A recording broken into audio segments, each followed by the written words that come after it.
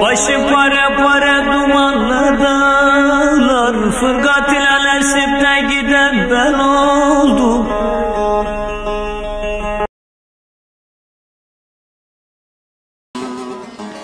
Çamşığı başören şu şahnadan beriye, derdim dökem kızık belin deriye. Sularından, sellerinden sor beni, çamurundan, çalısından sor beni, sor beni.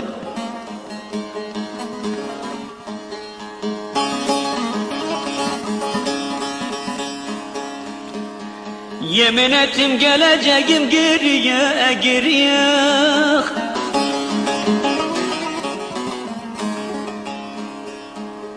Çamşığı başören şu şahladan beriye, beriye.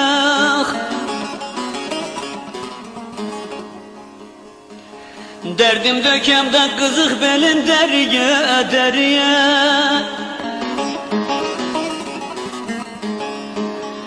Sularında sellerinde sur beni, beni de bak beni, beni, yar beni. Bir kere de şu Kars'ta sor beni, beni de yar beni, beni, dost beni. Derdim dökemde Boruklunun deriye, deriye. Bir kere de şu Urfa'da sor beni, beni de yar beni, beni, ah beni. Bir kere de şu Avru'da sor beni, beni de uy beni, beni, yar beni, beni.